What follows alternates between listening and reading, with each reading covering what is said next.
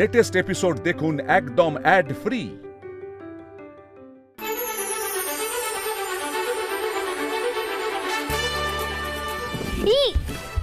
অর্কদা তো তাড়াহুড়ো করছো কেন? স্লো বাট স্টেডি, সেটা জানো তো? আমি তো কবে থেকে স্লো বাট স্টেডি হয়ে তোমার জন্যই অপেক্ষা করে আছি কলি। কি বিড়বিড় করছো বলো তো? না না, আস্তে আস্তে। না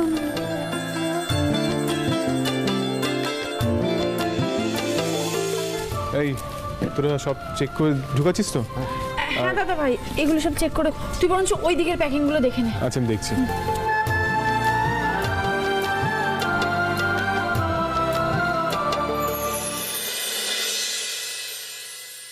আমাকে ক্ষমা করবেন। হঠাৎ? আপনি ঠিকই বলেছেন, সব ব্যাপার নিয়ে আমি একটু বেশিই ভাবি। ওকে, তার মানে মাথাটা ঠান্ডা হয়েছে। তাহলে আমরা কাজগুলো সেরে ফেলি। হ্যাঁ আস্তে ধরুন, আমি নিয়ে আসছি।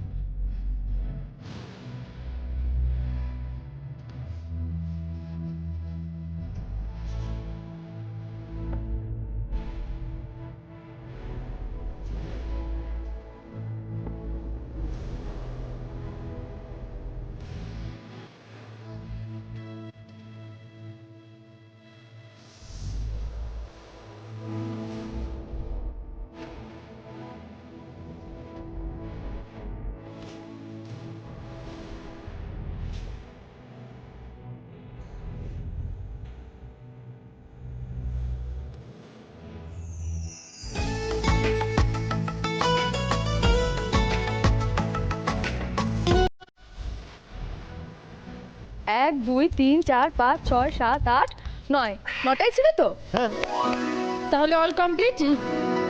তাহলে সব দেখে নিয়েছি ঠিকঠাক করে? একদম ঠিকঠাক করে দেখে নিয়েছি, সব হয়ে গেছে। ইন্দ্র তাহলে আর লেট করে কি লাভ, ডেলিভারি করে দিলেই হয়। দুগ্গা দুগ্গা দুগ্গা দুগ্গা।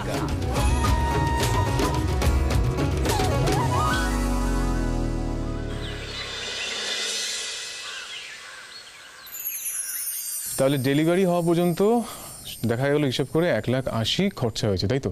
আরে এত কিছু করেও খরচটা আটকানো গেল না। ওই দেখো কাণ্ড, এক হিসেবের পেছনে পড়ে রয়েছে সবকটা। এই মিতুল, যা তো সবাইকে ডেকে আনতো। আর ভাল লাগছে না, সকাল থেকে এক হিসেবের পেছনে পড়ে রয়েছে। এক্ষুনি যাচ্ছি আমি, বেশিমণি দাঁড়াও। হ্যাঁ যা। তাহলে অর্ক ব্যাপারটা কি দাঁড়ালো? 80,000 টাকা লস হলো, এই তো। দাদু, ব্যবসায় লাভ লোকসান থাকবেই। আমরা এই প্রজেক্ট এখন বাদ দিই, ভুলে যাই। নেক্সট প্রজেক্টে আমরা কনসেন্ট্রেট করি, বুঝতে পারলে? সরো, আমি যাই বরং দেখে আসি মায়ের পুজো শেষ হলো কিনা। ঠিক আছে, তুমি যাও, আমি করে দিচ্ছি। ও মাই গড, হ্যাঁ, এত লোকের এত আশা, এত খাটুনি, পুরোটা ঝুপ করে জলেই চলে গেল। 80,000 টাকা লস, ভাবা যায়? আরে এই যে মিতুল সবাইকে নিয়ে এত কিছু করলো, কি ফল হলো বলো তো? হ্যাঁ, লবডঙ্কা। তোমরা খামোখা ওর বুদ্ধির তারিফ করো, বুঝেছো? ওর বুদ্ধি কোনোদিনই তো কোনো কাজে আসতে আমি দেখিনি। না না মামু, মিতুল কিন্তু এবার ওর সবটা দিয়ে চেষ্টা করেছিল। দাদা ভাই এক মিনিট, বলছি মামু। হ্যাঁ বস। হ্যাঁ, তোমাকে তো সবাই শিল্পী শিল্পী বলে সম্মান করে। হ্যাঁ, কিন্তু সেই শিল্পী শিল্পকর্ম আমরা দেখিনি, কোনোদিনই দেখিনি। হ্যাঁ, তো মানে বলতে চাইছি যে কি বলে, আজ পর্যন্ত তোমার হাতে একটা তুলিও তো দেখিনি, তো এটাই হচ্ছে বলার। শুভ প্লিজ, মামার সঙ্গে এভাবে কথা বলবি না, খবরদার। বৌমা, শুভ তো খারাপ কিছু বলেনি গো মা, না না কিচ্ছু খারাপ বলেনি। দেখো কথাটা তো পলাশ তুললো এবং সেটা অন্যায়ভাবে তুললো। শুভ তার প্রতিবাদ করেছে। পলাশ, হ্যাঁ মেসোমশাই। দেখো সত্যি তো আমি কোনোদিন তোমাকে ছবি আঁকতে দেখিনি। কি বলেন মেসোমশাই? আমি এত বড় আর্টিস্ট জানি তুমি বড় আর্টিস্ট। হ্যাঁ ওই ছবির ঘরে ঢোকো, আঁকতে ঢোকো, একটা ছবি নিয়ে বেরিয়ে চলে এলো। মেসোমশাই এটা কিন্তু ঠিক হচ্ছে না। বাবা আপনাদের পলাশের উপরে কিসের এত রাগ আমি বুঝি না সত্যি। তবে আমার ছেলে শুভ, ওকে আমাকে বলতেই হবে যে মামা গুরুজন এভাবে যেন কথা না বলে। বাহ বাহ বাহ, খুব ভালো খুব ভালো। বৌমা, শুভর জন্য তোমাকে ভাবতে হবে না, শুভ একদম ঠিক আছে। হ্যাঁ তুমি বলছো রণর কথাটা একটু ভাবো, ওকে একটু বোঝাও যাতে ঠিক ঠিক মতো চলে, যাতে ভবিষ্যৎটা ভালো হবে। আমি জানতাম বাবা, আমি জানতাম আপনি এই কথাই বলবেন। আমার রণ সামান্য টাকা লস করলেও সেটাকে আপনারা বড় করে দেখবেন, আর মিতুল যে এত টাকা লস করলো সেটাকে আপনারা সবসময় ছোট করে দেখছেন। মম, সবসময় মিতুলের কথা বললেই দাদাকে কেন টেনে আনো বলো তো? একটু চুপ করে থাকলেই তো ঝামেলাটা মিটে যায়। আর সব কথা প্লিজ খুঁজতে যাও না এরকম, প্লিজ মম। আর না শুভ দাদা, এই ব্যাপারে তোমরা কেউ আর আমার পক্ষে কথা বলো না। এটা তো সত্যি, আমি তো সত্যিই কাজটা করতে পারিনি। এটা প্রচন্ড লজ্জারও আমার কাছে। লাভ তো হলোই না, অথচ এত চেষ্টা করে কোম্পানির লসটাও আটকাতে পারলাম না। নিতুল প্লিজ ব্যাপারটা প্র্যাকটিক্যালি ভাবুন। আমাদের 9 লাখ টাকা লস হতো, সেখানে মাত্র 80,000 টাকা লস হয়েছে। এটা কিন্তু একটা বিরাট ব্যাপার। 3.5 লাখ টাকা লাভ হওয়ার কথা ছিল, সেই জায়গায় 80,000 টাকা লস হলো। এটাও তো অনেক বড় ব্যাপার ইন্দ্রবাবু, এটা লজ্জার ব্যাপার অত্যন্ত। আমি সত্যিই তো কাজটা করতে পারিনি। ইন্দ্রবাবু, দাদু, এই ব্যাপারে মামনি আর মা বাবুকে আমি সমর্থন করি। ওনারা তো ঠিকই বলেছেন, কোম্পানির ক্ষতি করার দায়ে যদি রণদাদাকে ভরসা না করা হয় তাহলে আমাকে কেন ভরসা করা হবে? আমিও তো কাজটা করতে পারিনি, কোম্পানির ক্ষতিই করেছি। তাই এরপর থেকে লাহিড়ী ইন্ডাস্ট্রির সঙ্গে কোনো কন্ট্রাক্টে বা কোনো প্রজেক্টে আমার নাম জড়ানোর আগে আপনারা ভেবে নেবেন। এক্স্যাক্টলি, দেখলেন তো বাবা, আমার কথাই মিলে গেল। কি হলো এখন সবাই চুপ করে আছো কেন? মিতুল তো নিজের মুখে স্বীকার করলো যে লাহিড়ী ইন্ডাস্ট্রির সঙ্গে ওর যুক্ত হওয়ার যোগ্যতাই নেই। এখন কি বলবে? এখন ওর সঙ্গে সমস্ত যুক্তি খারিজ করে দাও। দেখো ভাগ্নে ইন্দ্র, আমি একটা কথা বলি পরিষ্কার, যদিও আমি তোমাদের বাড়ির কেউ নই, তবু এত বছর যখন তোমাদের বাড়িতেই পড়ে আছি, তখন তোমাদের ভালো বই খারাপটা আমি কখনোই চাইব না। আমি একজন পোড় খাওয়া শিল্পী, আমার অভিজ্ঞতা বলে মাত্র 1 লাখ টাকায় এতগুলো মেমেন্টো কখনোই তৈরি করা সম্ভব নয়। এক্স্যাক্টলি, আর মিতুল তো একটা নয়, একাধিক ভুল করে বসে আছে। প্রথমে 10 লাখের জায়গায় 1 লাখ লিখে চলে এলো। তারপরে মাথায় কি একটা ভূত চাপলো, ইন্দ্রর সঙ্গে 1 লাখ টাকা বাজেটের মেমেন্টো তৈরি করার চ্যালেঞ্জ নিয়ে নিল। বাস সবাইকে নিয়ে হই হই কাণ্ড বাঁধিয়ে দিল। হ্যাঁ, লাইট, পাখা, ফ্যান সব অফ করে, এসি সব অফ করে এমন হুলুস তুলুস কাণ্ড শুরু করে দিল, এমন সার্কাস শুরু করে দিল যেন মনে হচ্ছে কি না কি হচ্ছে। বাস হয়ে গেল তো, সব একেবারে ভেসে গেল। উফ, আসতে পারি?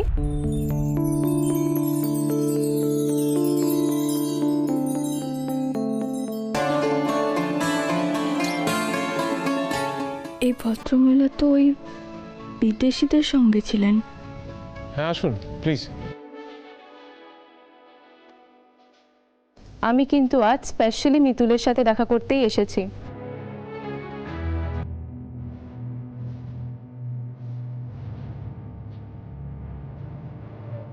কেন, কিছু হয়েছে? আমাকে বলতে পারেন। একটা ব্যাপার হয়েছে। মিতুল, এটা তোমার জন্য।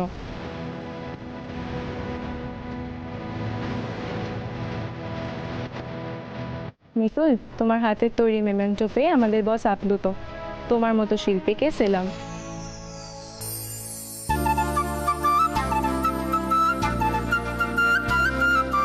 শাবাশ শাবাশ শাবাশ শাবাশ শাবাশ।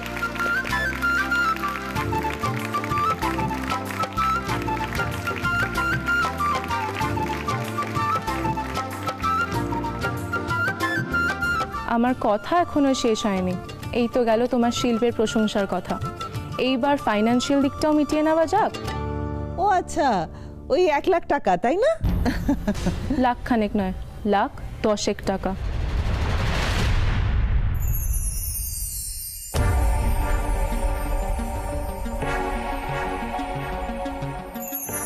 এই যে কোম্পানির নামে 10 লাখ টাকার চেক।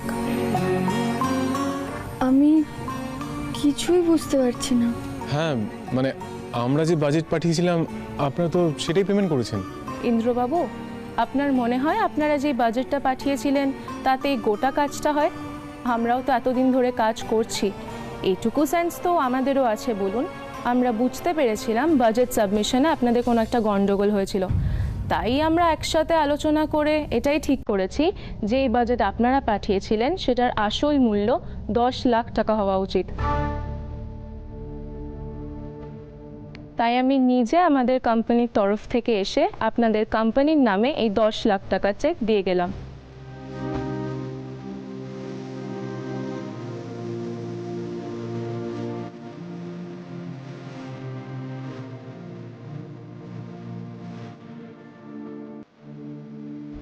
এবারও মিতুল হিরো হয়ে গেল। কিচ্ছু করতে পারলাম না, ওর কিচ্ছু না।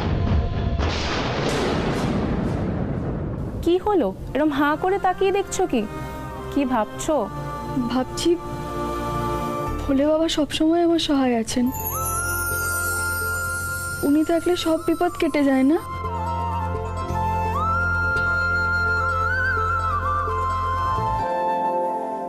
এটা কি হলো পলাশ?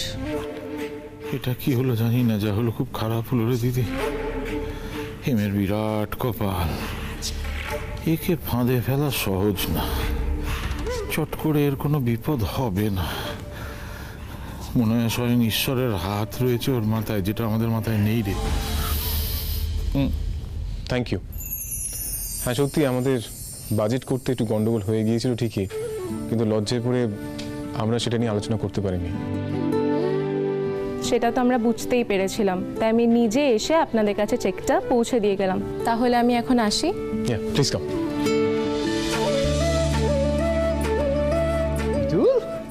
মিতুল, আমাদের ব্যবসায়ী জীবনে আমি কখনো এমন ঘটনা ঘটতে দেখিনি। হ্যাঁ রে মা, সেই চেয়ার ফর মিতুল লাইনি, সেই চেয়ার ফর মিতুল লাইনি, সেই চেয়ার ফর মিতুল লাইনি।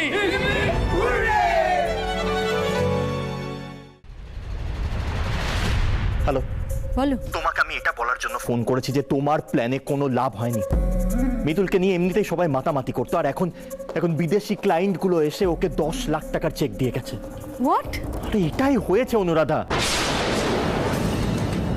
জানি না আমি কি করব, আমার কিচ্ছু ভালো লাগছে না, আমি বুঝতে পারছি না আমি কি করব। काम डाउन प्लीज, कुछ ज़्यादा नहीं हुआ है। আমি তো নতুন চাল চালবো। হ্যাঁ, কোনো লাভ নেই, কারোর কোনো চালে কোনো লাভ হবে না।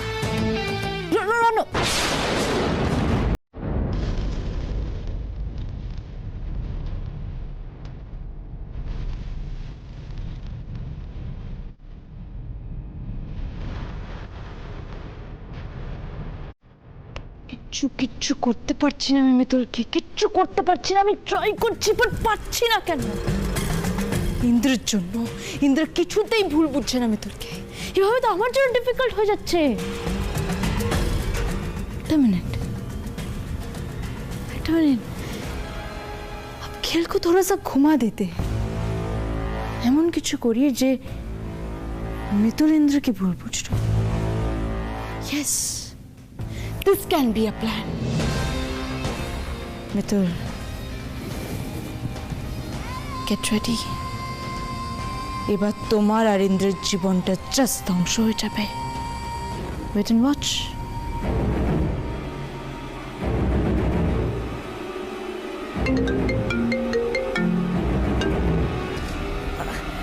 হ্যাঁ অনুরাধা ম্যাম বলুন। Yeah, Sohini. What's your status? চাকরি পেলে? না ম্যাম, সারাক্ষণ চেষ্টা করেই যাচ্ছি, কিন্তু কোথাও একটা চাকরি পাচ্ছি না।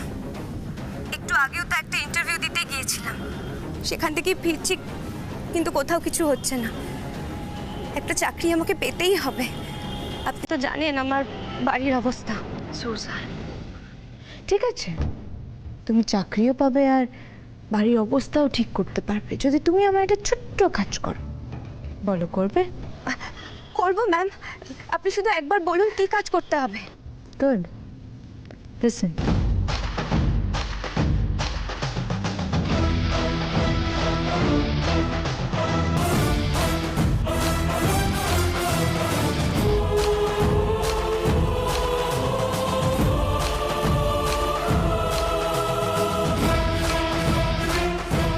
ওকে, তা বল, পারবে? কি হলো সোহিনী, পারবে? হ্যাঁ ম্যাম, পারবো পারবো।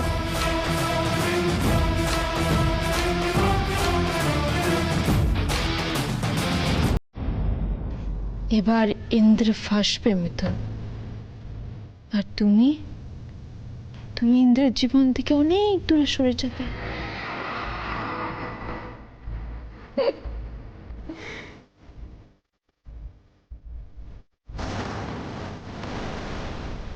তাহলে মিন্ময়, কত আমাদের প্রফিট হলো?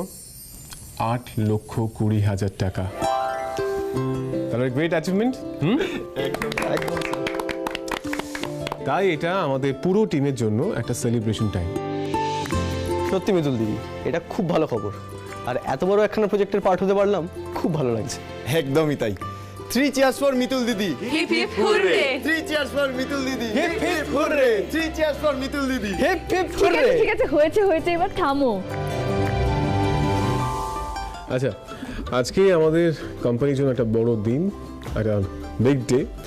তো আজকে একটা উৎসবের দিনে তোমরা বাড়িতে গিয়ে নিজেদের পার্সোনাল কমিটমেন্টগুলো ফুলফিল করো। তোমরা এখন এসো, সাবধানে যেও। স্যার, মিতুল দিদি, happy Diwali. Happy Diwali. Happy Diwali sir. Happy Diwali Mitul দিদি। হ্যাপি দিওয়ালি। সাবধানে যেও। দেখে সুখে ভাঙা গড়া খেলনা বাড়ি। এইটুকুই তো চেয়েছিলাম, আমি এমন কিছু একটা করতে পারি যাতে আপনার মুখে হাসি ফুটবে, আপনি খুশি হবেন। কিন্তু ভয় হয় ইন্দ্রবাবু, যখনই ভাবি এবার বুঝি সবকিছু ঠিক হয়ে যাবে, আপনি আমাকে হয়তো মেনে নেবেন নিজের জীবনে, তখনই সবকিছু কেমন যেন গোলমাল পাকিয়ে যায়। এবার আর তেমন কিছু হবে না তো?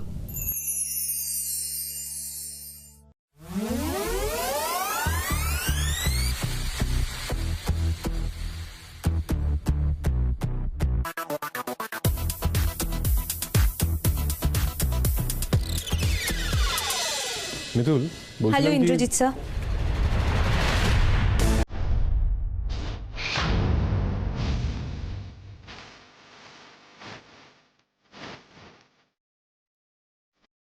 আপনি?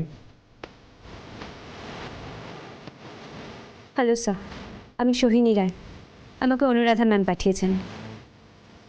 অনুরাধা পাঠিয়েছে? হ্যাঁ স্যার, উনি বললেন আপনার সঙ্গে এসে দেখা করতে। ও, জাস্ট ওয়েট আ সেকেন্ড।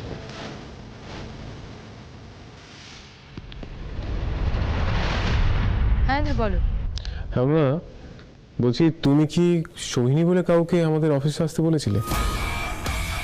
ও হ্যাঁ, সোহিনী, एक्चुअली सॉरी इंद्र मैं एकदम बोलते भूले গেছি इतने सारे प्रोजेक्ट संभाल रही हूँ ना मैं एक साथ कि একদম মাথা থেকে বেরিয়ে গেছে আমার একটা অ্যাসিস্ট্যান্টের দরকার ছিল তাই জন্যই সোহিনীকে রেকমেন্ড করলাম ও বেশ কাজের মেয়ে আচ্ছা ইন্দ্র তুমি একটু আমার কাজগুলোকে বুঝিয়ে দিতে পারবে আর এনিহাও আমি রাতে ফিরে যাচ্ছি তাড়াহুড়ো করে আজকে ফেরার কি দরকার এমনিও আজ কালী পুজো সবাই তাড়াতাড়ি বেরিয়ে যাবে অফিস থেকে না অ্যাকচুয়ালি আমাকে ফিরতেই হবে বিকজ একটা ইম্পর্টেন্ট ফাইল অফিসেই রয়ে গেছে আর সেটা নিয়েই আমি কালই আবার মুম্বাই ফিরে যাব সো তুমি একটু সোহিনীকে কাজগুলো বুঝিয়ে দিও প্লিজ ওকে ওকে ঠিক আছে রাখছি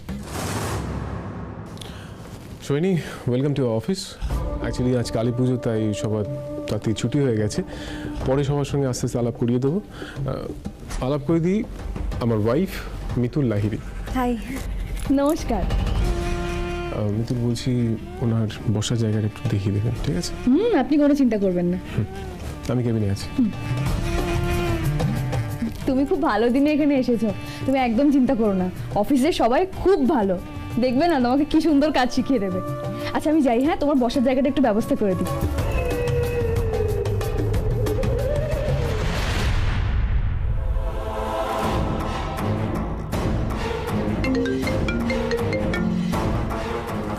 হ্যালো, হ্যাঁ অনুরাধা ম্যাম। অলোকে তো আমি শুনলাম তুমি পৌঁছে গেছো নাকি? Yes ma'am. গ্রেট। মনে রেখো যেন শেষ অবধি সব কিছু ওকেই থাকে। হ্যাঁ হ্যাঁ ম্যাম, আপনি প্লিজ কোনো টেনশন করবেন না। কিন্তু ম্যাম আমার টাকাটা সময় মতো পেয়ে যাবে, টেনশন করো না। শুধু কাজে কনসেন্ট্রেট করো যাতে সব কিছু ঠিকঠাক থাকে। আজ রাতের মধ্যেই কাজটা করতে হবে। হ্যাঁ কাজ হয়ে যাবে ম্যাম। গ্রেট।